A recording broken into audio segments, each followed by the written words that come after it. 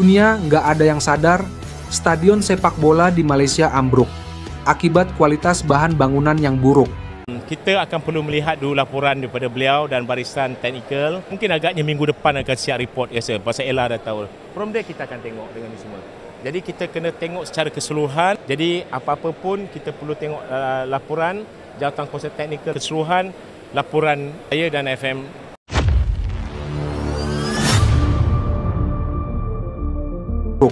Sebuah tragedi mengejutkan terjadi di Malaysia ketika salah satu stadion sepak bola yang baru dibangun mengalami keruntuhan yang tak terduga. Peristiwa ini menimbulkan pertanyaan besar mengenai kualitas konstruksi stadion tersebut, serta bagaimana standar bahan bangunan yang digunakan dalam proyek-proyek infrastruktur olahraga di negeri tersebut. Stadion yang baru saja selesai dibangun ini diharapkan menjadi salah satu kebanggaan negara, namun sayangnya berakhir dengan insiden yang mengerikan. Banyak pihak menyoroti bahwa bahan bangunan yang digunakan tidak memenuhi standar internasional, dan bahkan jauh di bawah kualitas yang biasa diterapkan pada stadion-stadion di negara tetangga, termasuk Indonesia. Menurut beberapa ahli konstruksi, runtuhnya stadion ini sebagian besar disebabkan oleh buruknya kualitas bahan yang digunakan. Dinding-dinding stadion dan struktur atap tidak cukup kokoh untuk menopang beban, terutama saat terjadi angin kencang atau hujan deras.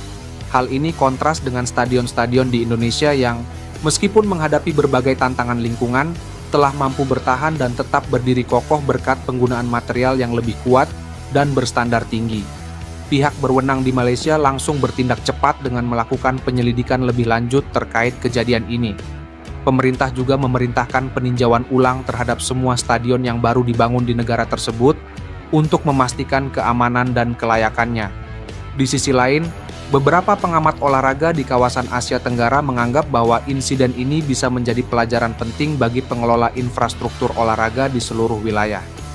Mereka menekankan pentingnya mengikuti standar konstruksi internasional dan menggunakan bahan bangunan yang tahan lama serta berkualitas tinggi demi menjamin keamanan para penonton dan pemain.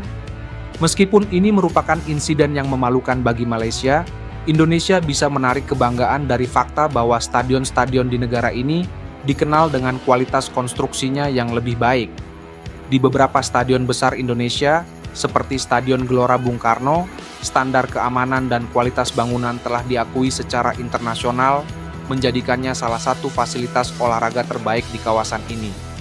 Kini, dengan insiden yang terjadi di Malaysia, ada harapan bahwa pemerintah dan kontraktor di negara tersebut akan lebih memperhatikan kualitas dalam membangun infrastruktur olahraga di masa depan, agar tragedi seperti ini tidak terulang kembali.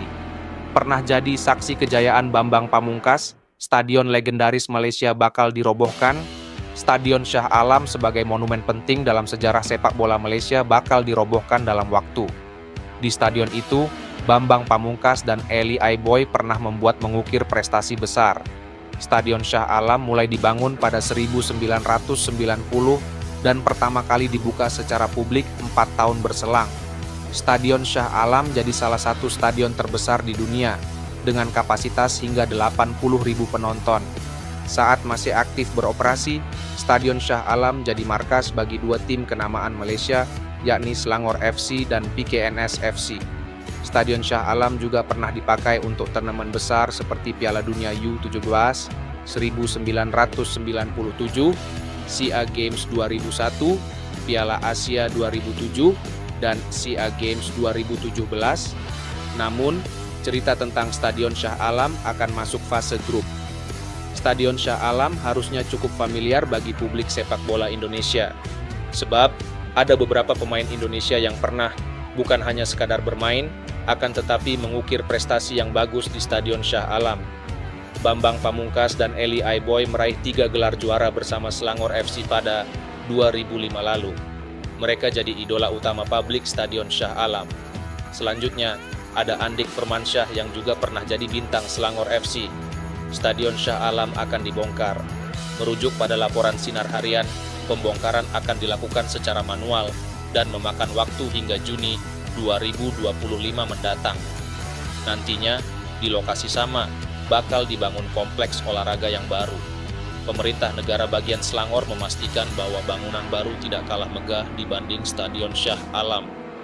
Dibangun pada tahun 1990, stadion ini pertama kali dibuka untuk umum 4 tahun setelahnya.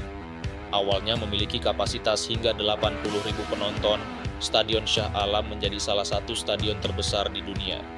Dalam konteks ini, stadion ini memiliki dua fakta menarik. Salah satunya adalah menjadi saksi kengerian beberapa pemain timnas Indonesia. Stadion Shah Alam dijadwalkan untuk dibongkar, seperti yang dilaporkan oleh Sinar Harian. Proses pembongkaran ini direncanakan secara manual dan diperkirakan akan memakan waktu hingga Juni 2025. Di tempat yang sama, rencananya akan dibangun kompleks olahraga baru. Pemerintah negara bagian Selangor menjamin bahwa bangunan baru tersebut akan memiliki kemegahan yang setara dengan Stadion Shah Alam. Stadion Shah Alam meraih peringkat ketiga dalam daftar stadion terbesar setelah JIS yang terletak di Selangor, Malaysia, dan mampu menampung sebanyak 80.732 penonton setelah melalui proses renovasi pada tahun 2017.